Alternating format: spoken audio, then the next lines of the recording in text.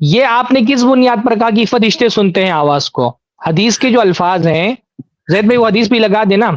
اس میں تو ہے ان العبد اذا وضع فی قبرہ، کہ جب بندے کو قبر میں رکھا جاتا ہے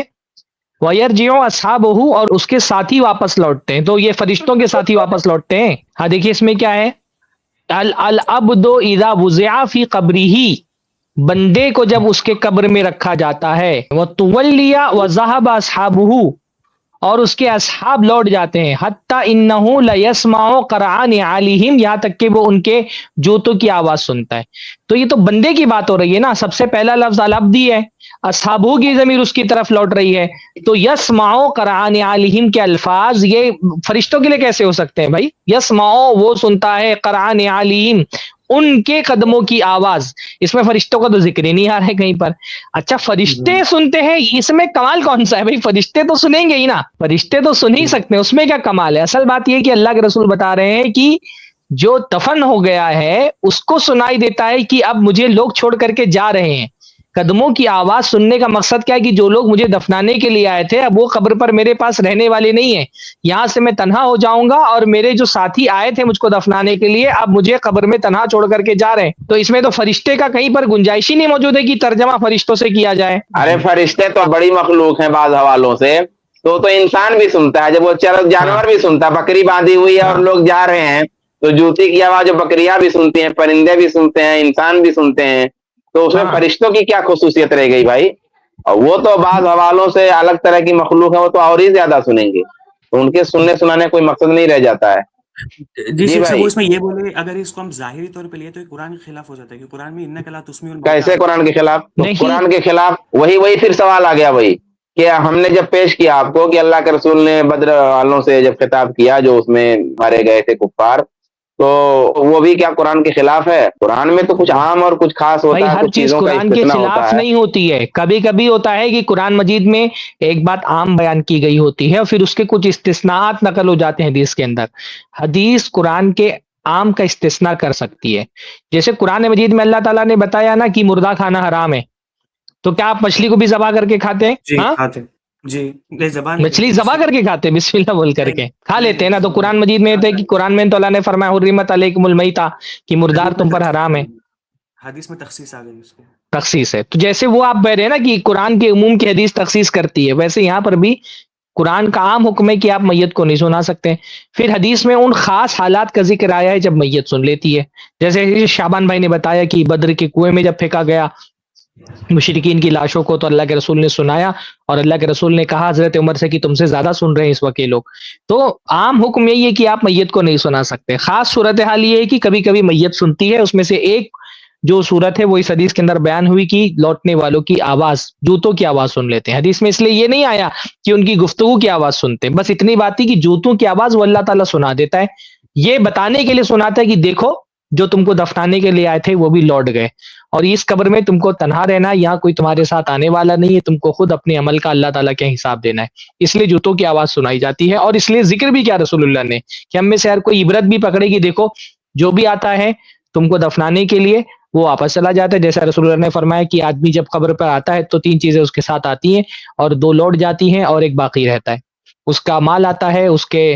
اہل آتے ہیں، اور اس کا اعمال آتا ہے، اعمال اس کے پاس رہتا ہے، اور اس کا اہل اور اس کا مال لوٹ جاتا ہے۔ اچھا اس کی تعویل بھی کچھ کر رہے تھے آپ، بدر کے جو کنویں میں خطاب والوں سے اللہ کے رسول نے خطاب کیا، تو کیا تعویل آپ کر رہے تھے؟ وہ تعویل پہ بات رہ گئی تھی، جی بولیے ذرا کچھ۔ جی وہ یہ بولے جب صحابہ کرام یہ چیز حضرت عائشہ کے سامنے سنائے تو حضرت عائشہ قرآن کی آیت پڑھے کہ انک لا تسمیع الموتیٰ، اور وہ یہ بولے مطلب وہ جہنم سے سن رہے وہ آوازیں، وہ ان کا وہ مردہ نہیں سن رہا، کون لوگ جہنم سے سن رہے؟ جو کافر جو مر گئے تھے بدر میں۔ یعنی جو بدر حضرت میں عائشہ جو والی روایت کفار گزری مر کہاں گئے کی روایت ہے تھے، یہ؟ بدر میں جو کفار مر گئے تھے وہ لوگ جہنم سے سن رہے تھے، یعنی جی ان کے مرنے کے بعد میں ان کے جہنم کا فیصلہ کر دیا گیا، ان کا حساب کتاب کر کے آپ یہ کہنا چاہتے ہیں؟ جی بتائیے گا۔ یعنی ان کے جہنم کا فیصلہ کر دیا گیا، ان کے یعنی گویا مرنے کے بعد میت جب انسان دنیا سے مر جاتا ہے تو مرنے کے بعد میں اس کے جہنم کا فیصلہ کر دیا جاتا ہے کہ جی کون جنت میں کون جہنم میں۔ اچھا تو جب جہنم کا فیصلہ کر دیا جاتا ہے تو پھر جہنم میں جسمانی عذاب ہوگا کہ روحانی؟ جسمانی جسمانی۔ تو ابھی تو آپ نے یہ کہا کہ ان لوگوں کا یہ کہنا ہے کہ عذاب روحانی ہوتا ہے، برزخ کا جو عذاب جس کے ہم لوگ قائل ہیں، وہ لوگ کہتے ہیں وہ عذاب قبر میں نہیں ہوتا، وہ عذاب روح کو ہوتا ہے۔ تو ایک طرف کہہ رہے ہیں عذاب روح کو ہوتا ہے، اور دوسری طرف کہہ رہے ہیں کہ یہ جہنم میں سے سن رہے ہیں اور جہنم میں جسمانی عذاب ہوتا ہے۔ تو یہ دونوں ان کی بات میں ٹکراؤ ہے، قرآن حدیث میں تو کہاں ٹکراؤ؟ جی سمجھ یعنی آپ کو سمجھ میں آ رہی ہے ٹکراؤ نا؟ جی سمجھ گیا میں۔ ہاں بالکل، تو ان کی یہ بات غلط ہے۔ ایک طرف وہ کہہ رہے ہیں کہ عذاب روح کو ہوتا ہے،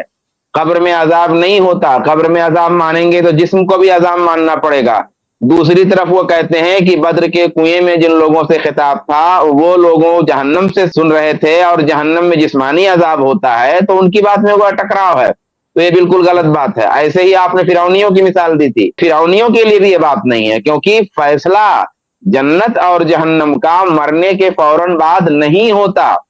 عذاب ہوگا برزخ کا کہ نہیں ہوگا، یہ تو ہوتا ہے، کسی کو کم، کسی کو زیادہ، کسی کو نہیں، کسی کو بھی جو ہے ہاں یہ ہوتا ہے۔ لیکن جہنم اور جنت کا فیصلہ دوسرے مرحلے میں ہوگا، جب جو ہے دوبارہ لوگ زندہ کیے جائیں گے، وہاں فیصلہ ہوگا۔ اب آپ جو اماں عائشہ کا قول بتا رہے تھے کہ اماں عائشہ نے سنا تو کہا جہنم سے سن رہے ہیں، اماں عائشہ نے تعویل کیا، یہ آپ ذرا حوالہ دے دیجئے، ہمارے مشائخ تلاش کے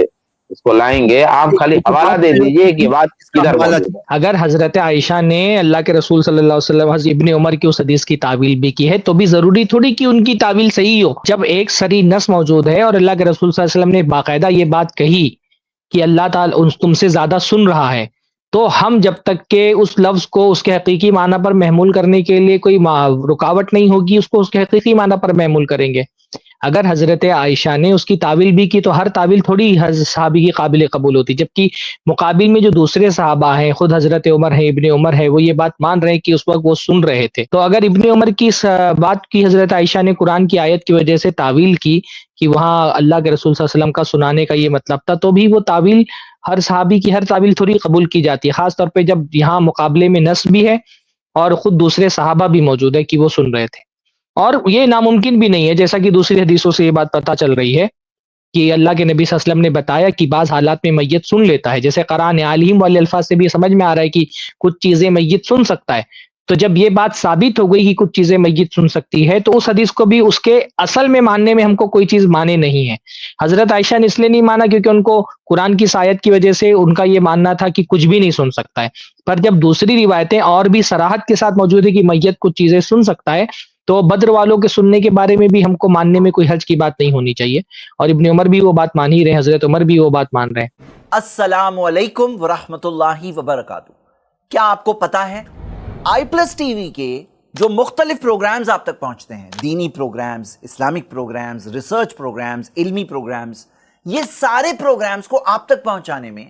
کئی اخراجات ہوتے ہیں، علماء جو اپنا وقت دیتے ہیں، اور بہت سارے ایسے کاسٹ جو بیہائنڈ دا سین ڈپارٹمنٹس ہوتے ہیں جو علماء کے علم کو آپ تک پہنچانے میں ذریعہ بنتے ہیں، جیسے technical staff, editors, animators, social media staff, support staff, technology کا بھی کاسٹ ہوتا ہے، premises cost, travelling cost, equipment. ایک پروفیشنل اسٹوڈیو کو مینج کرنے میں، ایک ٹیم کو مینج کرنے میں بہت سارے کاسٹ ہوتے ہیں۔ میں آپ کو بھی ابھارتا ہوں کہ آپ بھی اس کام میں ضرور سپورٹ کریں، آئی پلس ٹی وی میں اپنا تعاون ضرور پیش کریں۔ جزاک اللہ خیر، والسلام علیکم ورحمۃ اللہ۔